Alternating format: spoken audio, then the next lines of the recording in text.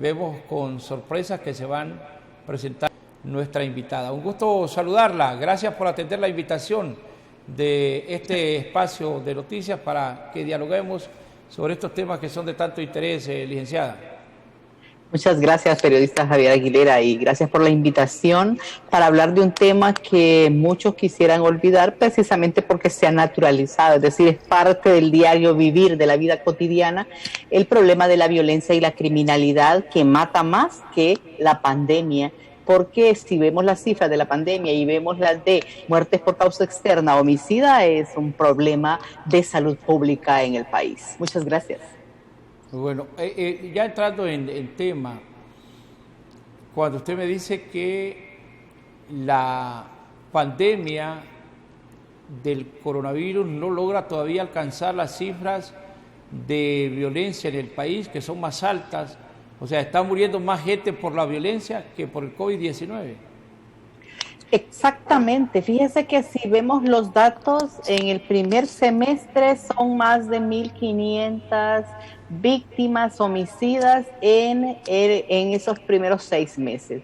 Y vemos que el COVID-19 ni siquiera ha alcanzado esa cifra. En promedio, en Honduras mueren 8 víctimas diarias. Y ese problema se agrava precisamente porque cuando hay hechos delictivos y homicidas, sobre todo, de alto impacto, como los homicidios múltiples, se vuelve de alto impacto y se vuelve un problema en el país. Vea usted que de esos 8 homicidios múltiples se aumenta cuando hay un evento, una escena de crimen, donde hay 5 personas en el mismo hecho.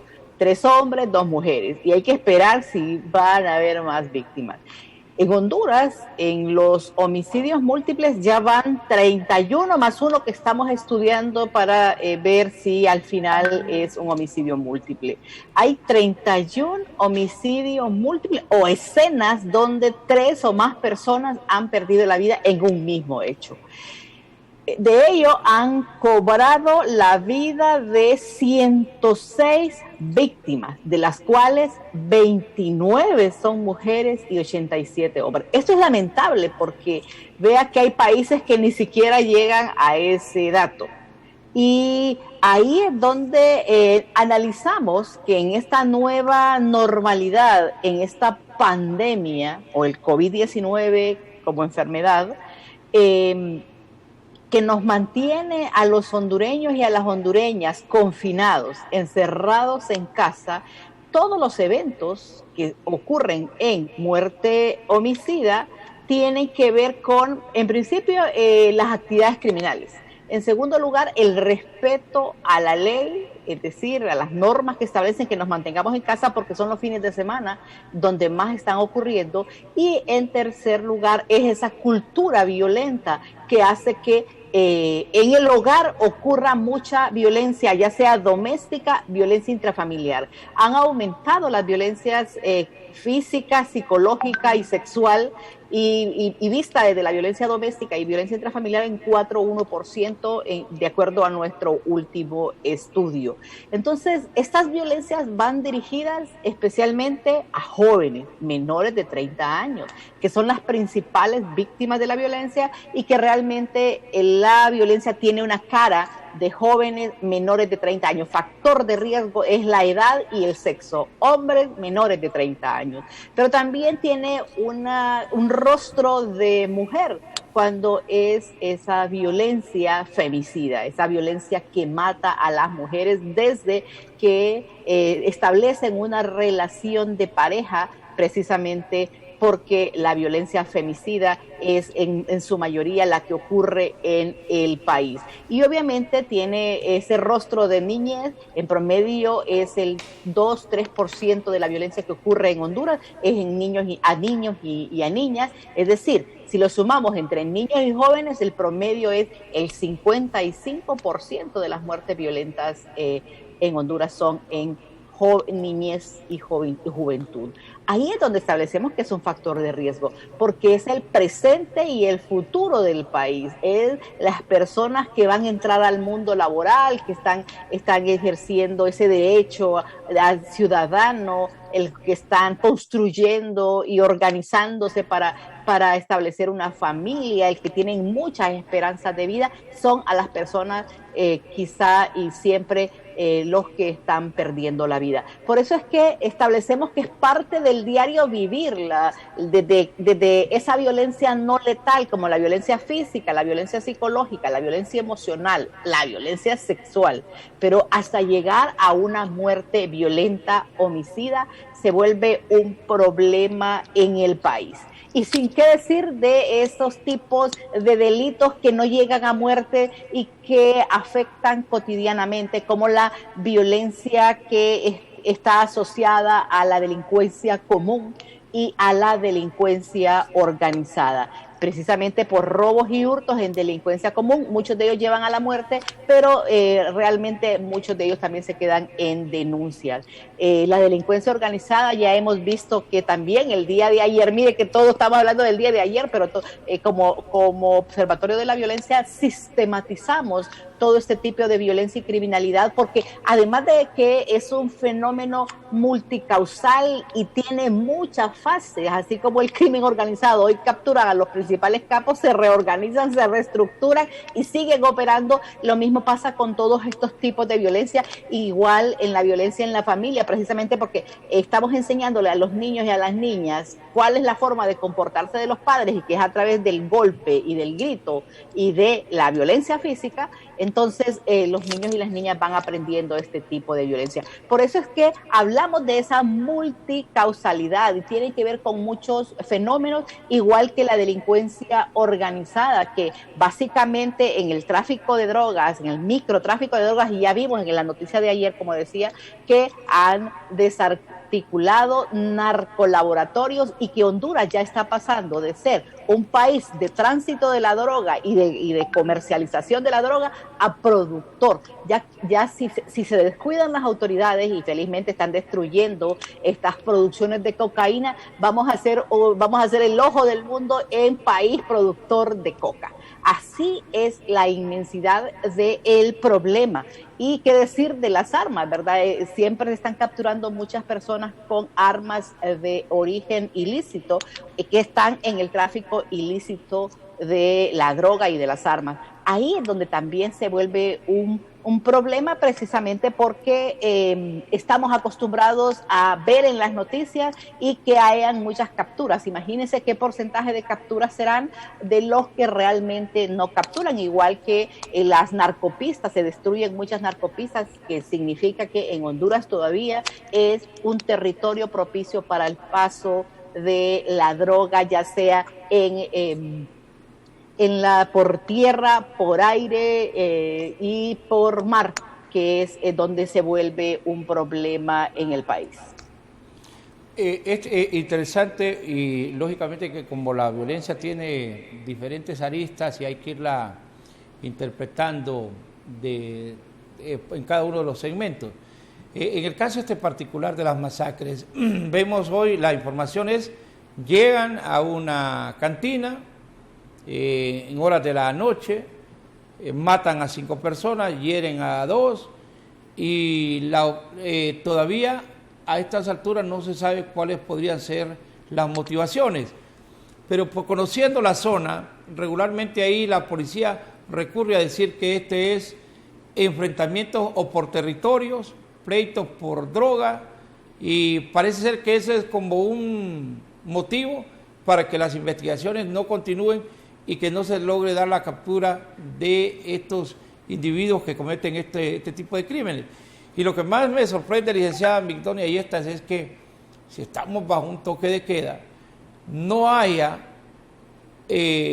una verdadera operatividad de la policía. ¿Cómo esa gente se puede trasladar de un punto a otro de la ciudad, ir a cometer los crímenes, y que en todo el trayecto no logren encontrar una patrulla o que los puedan ubicar mediante cámaras después de que han cometido estos crímenes? ¿Qué es lo que nos está pasando y qué es lo que le está pasando, yo diría yo más bien, a la autoridad en cuanto a evitar, a mantener de repente un control social en ese sentido. Bueno, mire, y hablando de homicidios múltiples, hay que recordar que las víctimas generalmente están indefensas ante el hecho que les van a atacar. Ocurre de manera simultánea en el mismo lugar y en el mismo contexto, por eso es que como observatorio le llamamos homicidio múltiple. Y los victimarios, como usted bien lo expresaba, llegan, entran a un espacio, ya sea un lugar público o la casa de habitación, tienen un nivel de eficacia, de frialdad en esto, porque no les importa cuántos hayan, entre más hay, más matan. Son crueles y se ensañan con las víctimas y además son sometidos uno a uno, ¿verdad? Uno por uno los van matando y hacen lo que quieren. Pero el problema de esto es que disponen de armas, logística, tienen a veces y usan hasta los uniformes de la Fuerza de Seguridad Pública, ya sea policía militar o ya sea policía nacional con todas sus ramas. Y esto se vuelve un problema porque cuando hablamos de los posibles móviles en temas de criminalidad organizada es vengarse, mandar un mensaje, causar miedo y la demostración de poder. Eso se vuelve también un problema, demostrar el poder y estar enfrentándose no solo con otro grupo organizado contrario a ellos, sino también contra la autoridad que está haciendo la persecución del delito. Por eso es que lo ejecutan con precisión, estudian el momento, y ahí es donde se vuelve un problema precisamente porque esto hace que se evidencie el control del territorio que estos grupos organizados tienen y que a pesar de las capturas se reestructuran, ascienden y surgen nuevos jefes. Y si lo vemos en ello, el problema del control del territorio tiene que ver con esa mala gestión de la administración de la seguridad en el país, precisamente porque se ha descuidado el territorio. En barrios y colonias, quien realmente pone la autoridad, podríamos decirlo, la autoridad ilícita, son en muchos de esos casos las maras y las pandillas, las bandas delincuenciales o los carteles del narcotráfico. Y esto, de hecho, puedo describirles paso a paso qué es lo que hacen. Primero que ya todos saben que tienen un lugar de vigilancia, es decir, un puesto de control, una posta. Conocen la vida cotidiana de la gente, reclutan o cooptan, enamoran a los jóvenes para que desarrollen actividades ilícitas. Vea usted que todas esas actividades mandan mensajes, amenazan, hay pelea del territorio con otra banda contraria, cobran extorsión, ponen negocios ilícitos y defienden ese territorio que cree que les pertenece, pero tienen dentro de ello el dinero producto de esas actividades ilícitas. Por eso es que ponen negocios y además pueden comprar desde funcionarios hasta la misma comunidad, porque en muchos de esos casos se atreven a dar bolsas de comida y de medicamentos en este momento de pandemia. Tienen la logística y tienen las armas para desarrollar. Por eso es que cuando hablamos de desafían al Estado es precisamente porque ejercen un control, aun cuando, vea usted, Nueva Suyapa, hay una posta policial ahí y hay mucha actividad de la policía militar que entra y sale para resguardar. Entonces se vuelve un problema y ya decíamos cuáles los posibles móviles que se establecen. Hay que recordar que la actividad delictiva, y cuando se asocian 3 o más para una actividad delictiva, o decir el crimen organizado, su motivación es el dinero, pero el negocio, la firma que hacen para desarrollar estas actividades es la vida. Es decir, ahí la vida tiene un precio y se paga cuando se cometen los errores. Y por eso es que hay tantas muertes violentas y el pesar es que a pesar de que estamos en confinamiento, a quienes no les va bien en principio es las mujeres porque están viviendo con su agresor, en promedio 261 llamadas al 911 sobre el grito de auxilio de las mujeres, y luego también les va bien a los grupos criminales porque tienen todo el espacio público y privado para ejercer y desarrollar todas estas actividades ilícitas. Se vuelve un problema precisamente porque están acostumbrados a operar a vista y paciencia, pero a plena luz del día, no importa qué horas sean, pero que puedan desarrollar toda esta actividad criminal. Son los fines de semana donde más ocurre, es la zona urbana donde más ocurre, y vea que la zona urbana donde hay más presencia de las autoridades. Ahora, y ahí voy yo, esta participación de agentes oficiales en muertes violentas, donde, como usted ya lo adelantaba, van gente uniformada de las diferentes áreas de la policía y de los militares, y llegan en horas del día, se identifican, y al final no se da con los responsables. Por ejemplo, lo que ocurrió en Progreso, que fueron a sacar a una persona, y lo hemos visto en otros casos donde plenamente identificados como miembros de la policía o como miembros de la DPI, llegan a un determinado lugar y cometen un homicidio múltiple o matan a una persona, y la autoridad nunca da con el paradero de esta gente que usa uniformes oficiales para cometer estos delitos. Y yo le sumaría a lo suyo es raptan y hacen, ¿cómo se llama?, una desaparición forzada. Y esto se vuelve un problema porque todavía seguimos reclamando y pidiendo que se desarrolle esa investigación criminal y queden con vida de las 5 personas que junto a Snyder están desaparecidas de la comunidad garífuna. Vea usted, y el aparente uniformes policiales, uniformes de la Fuerza de Seguridad Pública y Policía Militar, vea usted que fueron a un juzgado en el Progreso y se vistieron de todos de policías militares y rescataron, o se llevaron, secuestraron, no, pero se llevaron a un peligroso marero. Y así se vuelve un problema precisamente porque la gente empieza a desconfiar de esos y en muchos de los actos más en las instituciones de seguridad y justicia. Vea usted que en la última encuesta que se desarrolló en septiembre y octubre se levantó toda la información con profesores y estudiantes de la universidad, de todos los centros regionales, se levantó la encuesta de percepción de inseguridad y victimización en Honduras, donde en el primer boletín que hemos lanzado a la opinión pública y a la ciudadanía especialmente, establece que la confianza de la ciudadanía ante las autoridades del sector seguridad y justicia es menos del 32%. Si lo comparamos con niños de la escuela que deben pasar con 70%, obviamente a estos niños no hay que pasarlo, a estas instituciones no hay que pasarla.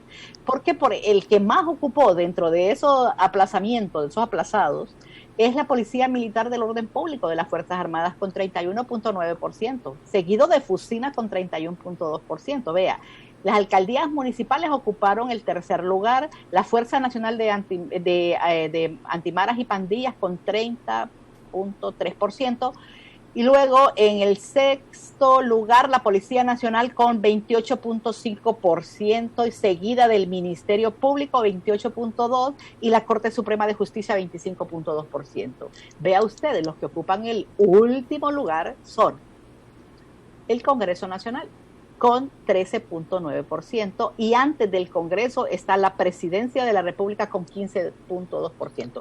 No es de preocuparse que la ciudadanía evalúe, y digo ciudadanía porque es más de 18 años, ya solo se les consultó en todo el país a nivel nacional con 95% de confianza que esta encuesta es fiable, y Se les consultó y la mayoría dice que estas instituciones no tienen el crédito, su opinión favorable para su funcionamiento, cómo funcionan.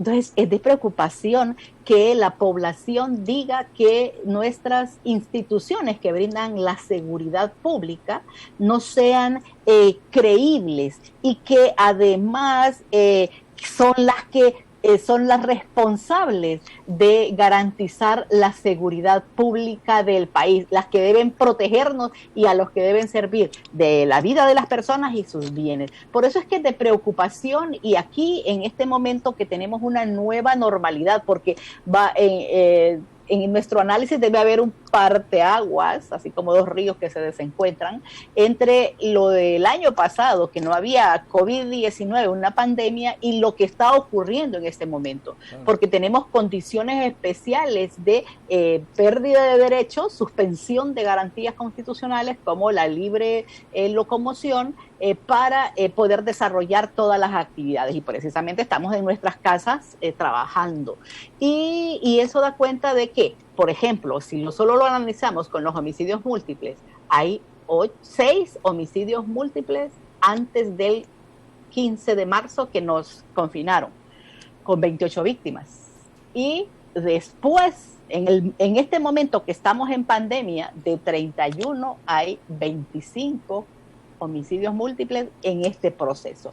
Vea usted si estos grupos criminales organizados han dejado de operar. Para nada, y siguen quitándole la vida a las personas, especialmente a los jóvenes, y los otros que están quitando la vida, porque en principio cuando hablamos de los posibles móviles es el crimen organizado, pero el segundo lugar tiene que ver con las riñas interpersonales que son entre los vecinos, en lugares donde hay bebidas alcohólicas y demás, unas relaciones que no llegaron a un consenso y terminaron en muerte violenta, y la mayoría de ellos en femicidio, es decir, en el hogar, después de toda una riña, las parejas están quitándole la vida a las mujeres, y sin qué decir de la violencia sexual, porque precisamente están encerrados con sus propios agresores, porque en violencia sexual, primero está dirigida a niñas especialmente, en promedio es el 88% de la violencia sexual se ejerce en niñas menores de edad, y en tercer lugar, los posibles y los victimarios, según análisis de la Dirección de Medicina Forense, son las personas conocidas como padre, madre, hermano, tío, abuelo y vecino. Es decir, antes les decíamos a los niños y a las niñas que se quedaran en casa y que no le abrieran a nadie porque el extraño era el que les iba a causar alguna lesión o muerte, y ahora son los conocidos. Por eso es que es un problema de muchas causas y de muchas fases, que es necesario ir analizando, porque esta violencia se ha convertido en una práctica cultural. Ya no nos asustamos en que haya una muerte violenta y que sea un hecho noticioso y que nuestras autoridades nos salgan a establecer o a decir estamos en proceso de investigación, pero al final bien pocos de los casos llegan a una conclusión, y digo, a sustentar prueba, a llegar a los juzgados y que tenga una sentencia, ya sea condenatoria, que eso es lo que se espera si se sustenta bien la prueba, ¿no? Entonces ahí es donde la ciudadanía no favorece a las instituciones del Estado que brindan seguridad y justicia y que hacen las leyes para la seguridad y justicia, precisamente por tantas muertes violentas. Sin duda ha disminuido que el año pasado, pero la comparación no es posible precisamente porque en este año estamos, ya van 6 meses confinados, y el año pasado estábamos con toda la libertad de movimiento y de trabajar en cada uno de los espacios donde a muchos de los hondureños, aunque sabemos que hay muchos pobres, desempleados, que ni siquiera antes ni ahora tienen ese momento para trabajar. Estamos en un momento importante en esto usted lo señalaba también, y que nos debe de llenar de preocupación. Si en su momento se decía que Honduras era el puente para la droga, para el tráfico de drogas, Ya el fin de semana la autoridad competente ha desmantelado 3 laboratorios en un solo lugar donde se procesaba droga y una cantidad impresionante de plantas de coca y también de marihuana. Esto provocará más violencia, el hecho de que ya no solo seamos un puente del narcotráfico, sino que ya también productores de estos alucinógenos. Sin duda pasamos a un nuevo estadio, no solo es que antes traíamos las drogas de Colombia, Venezuela y alguna de Bolivia, y que en ese tránsito dejaba luto y dolor en las familias, pero dejaba muchos dólares y microtráfico de drogas. A estas alturas ya probaron que hay territorio fértil para la siembra de, no solo de marihuana, sino que lo peor aún, ¿verdad?, de coca, de plantas de coca. Y no es la primera vez que destruyen estas plantaciones. Ya 2 años anteriores, en promedio, y lo que yo recuerdo en este momento, más de 5 hectáreas, es decir, muchas hectáreas en cada una de esas destrucciones han ocurrido ya sembrando la cocaína, es decir, viene ya de muchos años atrás. Que las están destruyendo, las están encontrando, sí es importante, pero ya nos está convirtiendo en un país productor de cocaína, porque encontraron las hectáreas, y creo que dijeron 40, y encontraron el lugar donde esa hoja de coca se procesa y se produce cocaína. Y encontraron 3 narcolaboratorios. Ya hay muchos narcolaboratorios que se han encontrado a lo largo de los años. En promedio son 5 anuales los narcolaboratorios que se encuentran. Pero también, y se destruyen obviamente, pero también se ha encontrado mucha cocaína que se ha destruido. Entonces hay que pensar qué porcentaje de esa cocaína que incautan, cuál es el porcentaje que pasa, porque siempre pasa eso. Es como el cebo que le dan a las autoridades para que haya mayor tránsito. También otro tema importante es la destrucción de las narcopistas. En el 2017 el gobierno decía que se habían destruido 150 narcopistas, y ahí es donde también se evidencia, este año han destruido narcopistas, y eso es todo un trabajo que se desarrolla precisamente por el control. Por eso es que decimos que no es que no se ha hecho nada para frenar la violencia, la delincuencia y el narcotráfico en el país, sino que los esfuerzos no son suficientes. Vea, y preguntémonos, ¿a quién capturaron en esas narcopistas, en esos aviones que incautan? Y en esos producción, en esas hectáreas de siembra de coca, de plantas de coca, o en esos narcolaboratorios, a los trabajadores. El punto de eso es, ¿y quiénes eran los dueños? ¿A qué cartel o a qué grupo delincuencial organizado es el que estaba dirigiendo toda esa operación ilícita?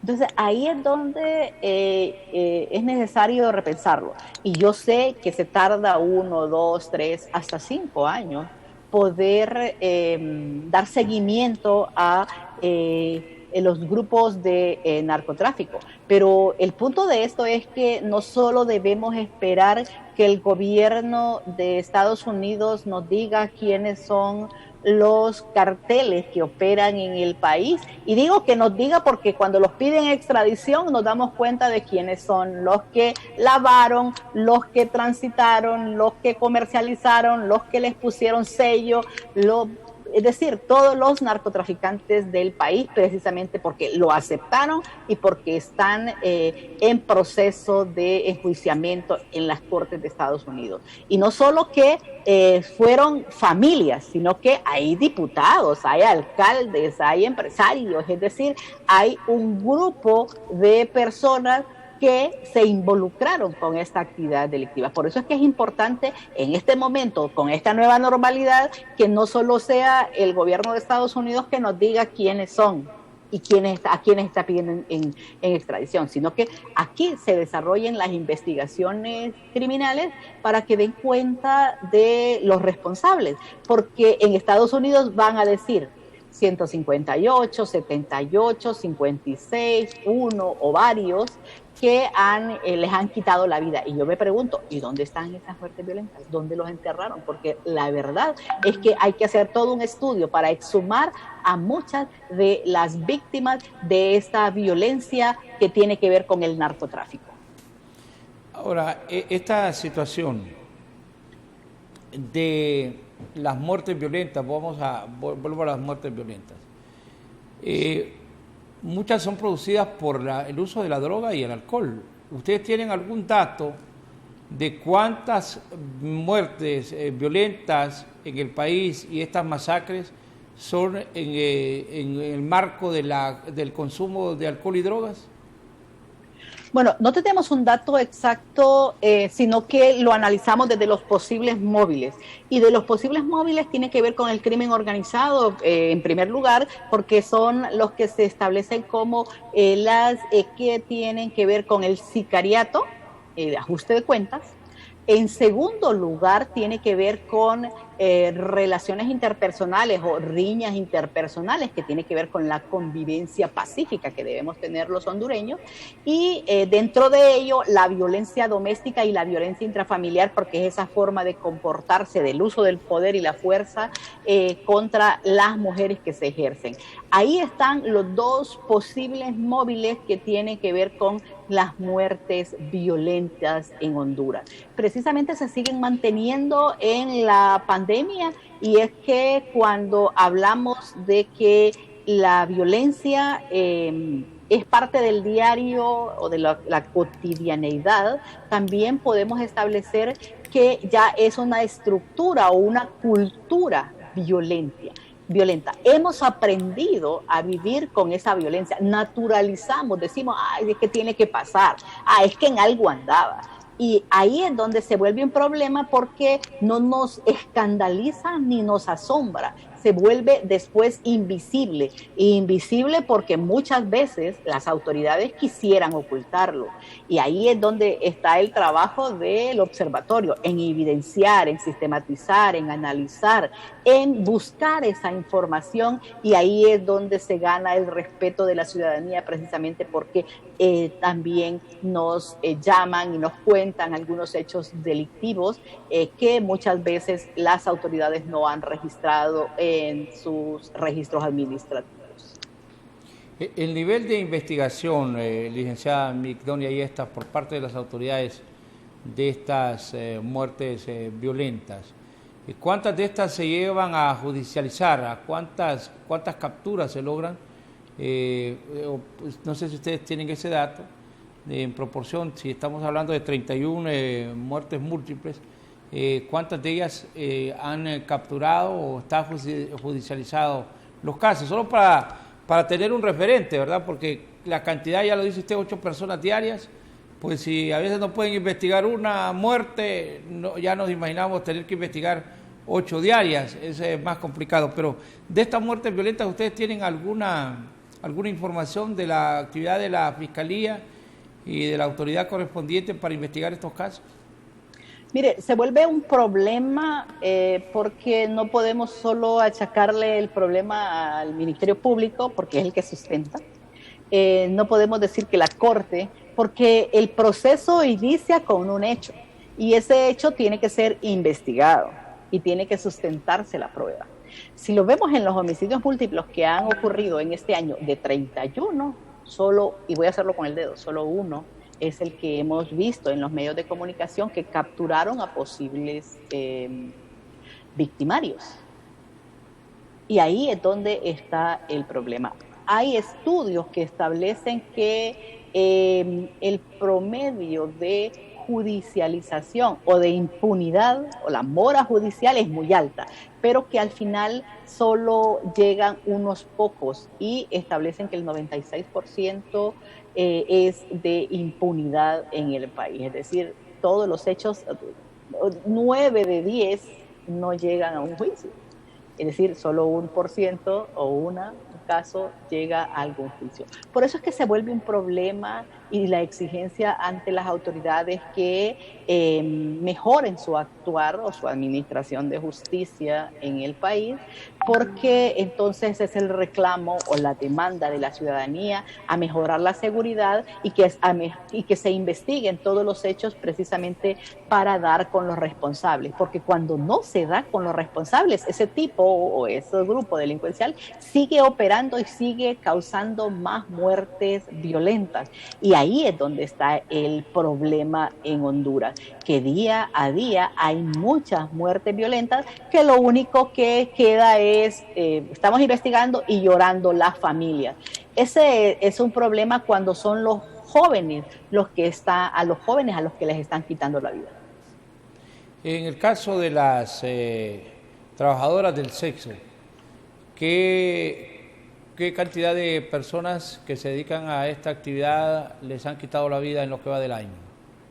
Mire, no podría determinarlo ahora porque eso, para hacer particularidades muy específicas, así como poder decir a los de LGTBI, a las trans o a los gays o a las mujeres trabajadoras sexuales comerciales, no podría darle un dato en este momento, precisamente porque cuando son mujeres también nosotros hacemos un estudio especial para decir que son femicidios, es decir, hemos estudiado y leído y analizado individualmente 4 veces cada uno de los casos. Por eso es que, lo siento, en este momento no podría decirles qué casos, ahora no lo recuerdo. Claro, en el caso de los grupos lésbicos gay, que son de las minorías que regularmente resultan muy afectadas en el país, no solamente por el trato que le da la sociedad, sino que también el trato de la policía, el maltrato de la policía y el hecho de que pierdan la vida por su preferencia sexual. En lo que va del año, ¿se tiene algún conocimiento de personas que bajo esta identificación de preferencia sexual hayan perdido la vida? Mire, sí hay muchos, no puedo darle un dato igual, pero hemos visto y hemos analizado, estamos en ese proceso de validación, vamos por el primer trimestre apenas, y todo ese análisis tiene que ver con la discriminación a los grupos LGTBI y hay queer también en Honduras. Ahí es donde se vuelve un problema precisamente por el respeto que se merecen y los derechos humanos que como persona todos tenemos y que ellos ejercen una actividad, están aportando a la sociedad y la gente tampoco los quiere respetar porque creen que son anormales y eso es lo que hay que desmitificar precisamente porque son personas igual que todos con una orientación sexual diferente y por eso quitarle la vida es un problema retrógrado en un país que tiene un gran nivel de alfabetismo, pero también de pobreza. Por eso es que como Observatorio de la Violencia apoyamos a las diversas organizaciones de la diversidad sexual, así como del movimiento de mujeres, porque lo que vamos buscando es evidenciar la situación y la posición de las mujeres o de los LGTBI y para que se evidencie sus problemáticas. El tema de que usted nos decía, 261 denuncias diarias son, o 261 casos de mujeres que han llamado para que sean atendidas por violencia doméstica. Sí, decía que el 4.1% ha aumentado en las llamadas al 911 de las mujeres que claman auxilio precisamente porque son víctimas y están siendo víctimas al instante de violencia doméstica y violencia intrafamiliar. Y eso es lo que se ha aumentado en la pandemia. son 261 víctimas diarias, es decir, que están llamando. Y eso que tiene un sesgo, ¿no? Precisamente las que no llaman porque no tienen teléfono, porque no les permiten llamar, porque tienen un control y una dominación de una pareja que además las agredió y que no va a permitir que una autoridad competente se dé cuenta de que lo que está pasando. Y estas mujeres que creen además que es parte de la vida, que así es que se enamoran y así es que viven, y que cuando las humilla, las golpea o las agrede es porque las quiere, esas no denuncian, obviamente, porque tiene que ver con el conocimiento que tenemos acerca de qué es la violencia, cómo se ejerce, quién la ejerce y cuáles son esas manifestaciones, y que muchas de ellas también, a pesar de el grado de educación, la raza, la religión, la posición económica que tengan, tienen pena de denunciar por el qué dirán, y porque lo justifican. Entonces, vea usted que ahí yo le sumaría mucho más de esas personas que no están denunciando por todos esos sesgos que yo le he establecido en este momento. Pero es un problema precisamente porque somos un país donde los hombres creen tener el derecho y creen ser dueños del pensamiento, de los sentimientos y del cuerpo de las mujeres, y que lo ejercen precisamente para demostrar que ellos tienen el control, el poder. Ahora, si estamos hablando de un porcentaje de 261 llamadas diarias, esto se vuelve dramático y prácticamente podíamos compararlo con más que una pandemia, una hiperpandemia, porque aquí se reportan 20 casos, 50 casos de una enfermedad, ya es pandemia, pero este caso 261 llamadas diarias de mujeres que se sienten que hay violencia doméstica y violencia intrafamiliar dentro de su hogar. Estamos ante una situación muy compleja que va y lógicamente que deja sus secuelas con el correr del tiempo, porque alrededor de la violencia intrafamiliar están los menores de edad, están los adolescentes que pueden ver esto con normalidad. Entonces tendríamos una situación muy difícil en los próximos años. Sí, de hecho, siempre hemos establecido que el problema de la violencia, y vea usted que sí puede ser una pandemia, porque en el mundo, porque la pandemia es eso, ¿cuántos países están padeciéndola? Todos los países las pandemias, las padecen y se vuelve una pandemia, pero se establece que es un problema de salud pública donde se debe intervenir y establecer acciones precisamente para evitar. Y acciones tienen que ver con desmitificar la violencia, es hacer evidente el problema, porque cuando no se hace evidente el problema, las estrategias no son tan buenas como se esperaba. Por eso es que si hay subregistros en un determinado tipo de violencia, difícilmente las autoridades pueden concitar esfuerzos para poder establecer acciones. Por ejemplo, en la violencia sexual, no se necesitan militares y policías para establecer estrategias de prevención. Se necesitan pedagogos, docentes, médicos, enfermeras, psicólogos, trabajadores sociales, psiquiatras. Es decir, incluye al sistema de salud. Obviamente, los de seguridad tienen que entrar precisamente porque ahí es donde hay que proteger a la víctima y capturar al victimario cuando se evidencia, y que hay que judicializar.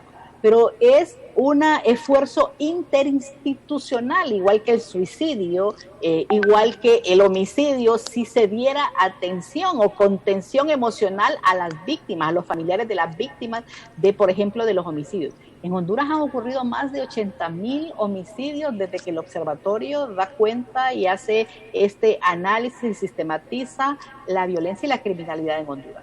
Y ahí la pregunta es, desde el año 2005, ¿cuántos se judicializaron? ¿Y a cuántos familiares de las víctimas atendió? Imagínense, hemos visto escenas desgarradoras de un niño llorando y sentado, hincado en el cuerpo de su padre, tirado en el piso, diciendo que se va a vengar. Esa es la pregunta. ¿Y ese niño dónde estuvo? ¿Dónde está? ¿Cuántos años tiene ella? Yo creo que ya tiene 15, 16. Entonces van creciendo con odio. O un niño o una niña que ve cómo maltratan, cómo agreden física, psicológica y hasta sexual a su madre, y que lo escuchan y que por su corta edad no dicen nada, pero van guardando esos sentimientos hasta que son adultos. Y ahí es que si tiene atención puede ayudarle, pero si no la tiene puede convertirse en un próximo victimario, precisamente porque así se le enseñó y así cree que es la forma de comportarse. Por eso es que en esta nueva normalidad es importante que las autoridades y que las familias establezcan esas formas de convivencia pacífica que son necesarios. Ahí es donde el diálogo, la comunicación, la disciplina positiva son importantes para mejorar esa forma de comportarnos, ya sea en la familia, en la escuela, en la iglesia, en la sociedad, en el trabajo. Porque esas formas de violencia tienen que ver en todos los espacios. En la escuela se ve como bullying o cuando los niños se acosan entre sí. Pero también el acoso sucede en las aulas universitarias, en los espacios públicos, y vea usted que los organismos internacionales que velan por los derechos de la mujer dicen que en promedio una mujer ha tenido un episodio de violencia física o psicológica o sexual en lo largo de su vida. Entonces, todas la hemos padecido y casi nadie la denuncia. Y si no se denuncia, pocas estrategias se pueden establecer. Por ejemplo, podríamos preguntarnos, ¿cuánto personal tiene la unidad de salud emocional en la Secretaría de Seguridad, de Salud, por ejemplo? ¿Cuántos psicólogos tienen los hospitales o trabajadoras sociales, los hospitales, los centros de salud? Bien pocos, precisamente porque creen que intervenir a las personas solo tiene que ser con salud curativa y no en la atención emocional. Ahí es donde está el problema, porque entonces vemos que invisibilizan el problema y la gente naturaliza el problema. Por eso es que hay tanta violencia en el país. Un tema que tiene que ver con la seguridad y es la alta inversión que se ha hecho en tecnología, por lo menos eso es lo que nos han dicho. Esto de ubicar cámaras de manera estratégica, ¿qué impacto ha tenido en la lucha contra la criminalidad y la violencia en el país? ¿Ha sido una buena inversión o todo lo contrario? Si lo vemos en términos de disuasión del delito, porque no lo previene, porque el delito va a ocurrir, y si los delincuentes saben dónde están las cámaras, obviamente va a ocurrir en otro lugar próximo, pero va a ocurrir. Si lo vemos en disuasión, tiene un efecto. En prevención no lo tiene, pero el problema o la ventaja que tiene el usar las cámaras de seguridad es que puede ser utilizado como prueba en un evento y las autoridades pueden dar seguimiento a esos hechores, y eso es importante. Ya hemos visto algunos videos de las cámaras de seguridad. Lo que no siempre vemos es que se capturaron y que se usaron esas pruebas, pero sí es importante el que tengamos cámaras de seguridad, porque no solo georreferencia el homicidio, sino otros tipos de violencia que nos pueden determinar dónde exactamente están ocurriendo lo que en criminología se llama puntos calientes, y poder determinar estrategias en esas zonas específicas. Si sabemos que hay colonias como Villanueva, Nueva Suyapa, Los Laureles, donde siempre están ocurriendo hechos violentos, y digo de todo, ¿verdad? De lesiones hasta homicidios. Entonces, y sabemos en qué barrio, en qué colonia, pero además en qué calle está ocurriendo, entonces se puede estudiar y se puede predecir otros tipos de fenómenos. Por eso es que esa inversión en cámaras de seguridad, en logística policial son importantes, pero también que debe haber una fuerte inversión en trabajar con la mente de las personas, es decir, prevención de violencia sí es importante, no solo en la control y disuasión del delito, que es parte de lo que es las cámaras de seguridad y lo que es la inversión en patrullas, en armas, en bombas lacrimógenas y demás, en la seguridad, sino que trabajar el tema de prevención de la violencia, precisamente para fortalecer las capacidades de las personas y que digan no a la violencia y que no quieren participar, que no quieren involucrarse, sí es importante.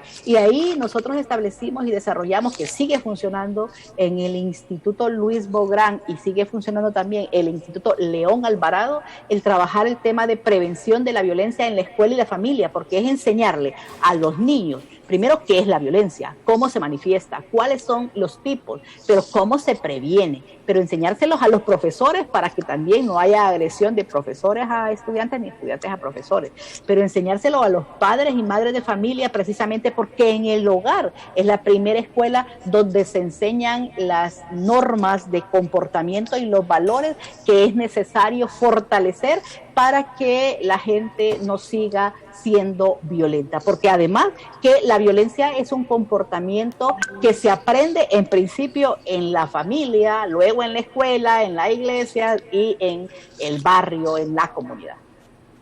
Ahora, hemos visto en los últimos días una imagen de violencia también de la autoridad hacia el ciudadano, lo que ha ocurrido en la ciudad de San Pedro Sula, donde un agente, bueno, eran varios agentes policiales, le ha caído el problema solo a uno, pero eran varios agentes de policía los que estaban ahí y lanzaron una bomba lacrimógena dentro de una unidad del transporte.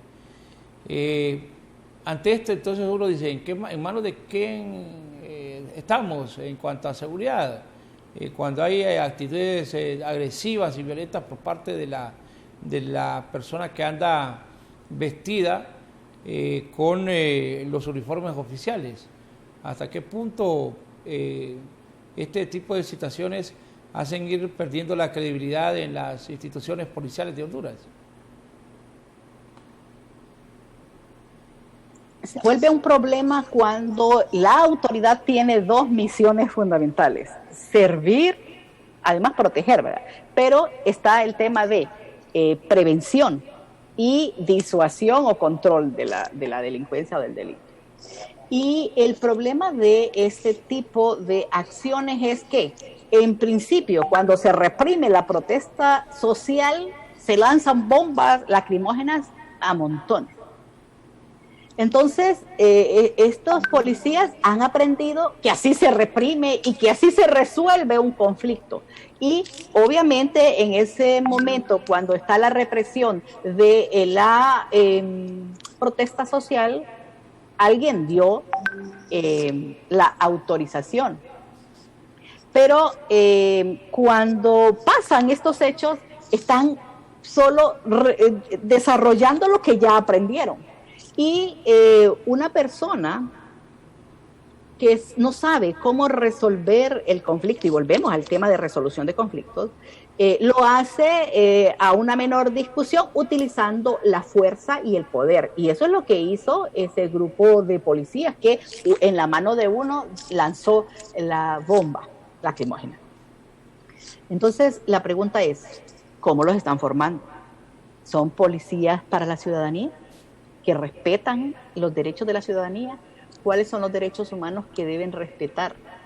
Y lo otro es que las autoridades deben pensar que cuando ordenan lanzar ese montón de bombas lacrimógenas en un acto público que la ciudadanía está haciendo protesta pacíficamente, entonces les está enseñando a esos policías que en cualquier momento lo puede hacer. Y muchos no pueden estar de acuerdo o estar de acuerdo conmigo porque tiene que ver con la forma como se les educó en las academias o en los institutos de formación policial o militar. Por eso es que el uso de la fuerza es importante enseñársela y enseñarles que la Policía Nacional está para conversar y acercarse al ciudadanía a la ciudadanía, y que el trato debe ser respetuoso de los derechos humanos. Ahí es donde está el problema. Por eso es que yo decía que debe ser un caso de estudio, lo que en otros investigadores establecen un caso tipo. Es decir, este es un ejemplo de lo que no debe hacer un policía. O sea, es como, voy a tirar esta bolsa de churro en la calle, ¿verdad? Eso no debe hacerlo la ciudadanía, menos tirar una bomba lacrimógena en un bus porque se enojó con alguien que estaba discutiéndole. El saber discutir y el llegar a resolverlo a través de la comunicación, hablando nos entendemos, decía la autora Hondutel antes, ¿no? Deberíamos utilizarlo como eslogan también, el que hablando nos vamos a entender y no a través de las armas, del poder, de la violencia. Quiero agradecerle su presencia, sé que pasa muy ocupada, pero nos ha dedicado este tiempo para ilustrarnos también a toda la ciudadanía. El tema de la violencia y la criminalidad es algo que lamentablemente, licenciada Migdonia Ayestas, yo como ciudadano a diario me hago, y como también como una persona vinculada a los medios de comunicación, le pido a Dios que no me quite la sensibilidad ante hechos como estos, que cuando yo me siento impactado, entonces digo yo, tengo todavía esa capacidad para no ver con indiferencia lo que está a nuestro alrededor, porque nos expresamos y nos condolemos cuando hay muertes por COVID-19 o por cualquier otra enfermedad, pero esta pandemia que tenemos de la violencia y la criminalidad, venimos conviviendo con ella los últimos 15 o 20 años. Entonces, ante esta situación, por lo complejo, tendríamos que tener una participación activa cada uno de los sectores de la sociedad, pero parece que el tema de la inseguridad y la violencia no es un tema que interese ni a los políticos ni a organizaciones que podrían ayudar a menguar esta situación. Sus palabras finales, y le agradezco la presencia, siempre es agradable poder conversar con usted. No, muchas gracias a usted por invitarme a conversar, no solo decir un número, que es lo que la gente cree que hace el observatorio, pero quiero concluir con algo importante, que en esta nueva normalidad debemos aprender a ser menos violentos y a tener más comunicación, a enseñar disciplina positiva a los padres. Y cuando somos personas que hemos sufrido un hecho violento en la familia, duele y uno llora amargamente y solo consuela la esperanza de que la autoridad va a hacer algo. Y cuando la autoridad no hace nada y no te da respuestas, ni siquiera una llamada para decir estamos investigando a la familia, entonces es más duro ese proceso, y ahí es donde las autoridades deben aprender que si no se produce respuestas que den cuenta de quiénes son los responsables, entonces la gente intenta tomar, o muchas veces toma, la justicia por mano propia, y eso se vuelve un problema. Por eso es que para concluir, hay una canción hermosa que a mí me encanta y que tiene un mensaje que es el tema de violencia, pero es de todos los tipos de dolores. Y dice, solo le pido a Dios que el dolor no me sea indiferente. Y ahí es donde es importante, ese es el mensaje que yo diría, que este dolor, que esta violencia no le sea indiferente, para que podamos demandar y exigir que se mejore la situación y que podamos ser un país de paz y no un país de violencia y de narcotráfico. He reiterado el agradecimiento para usted, gracias por su tiempo, y sin duda que el pueblo hondureño, el escuchar voces como la de la licenciada Migdonia Ayestas, permite que día con día los hondureños pretendamos ser mejores. No a la violencia, no a la criminalidad. Estamos en contra de cualquier tipo de violencia, ya sea violencia doméstica, violencia intrafamiliar, violencia en las calles, violencia de la autoridad hacia el ciudadano, y por eso nos atrevemos a invitar a la licenciada Migdonia Ayestas para que nos ilustre de la forma como nos estamos comportando los hondureños. A todos ustedes, gracias, que Dios me los bendiga. Continúan con nuestra programación. Pasen un buen día.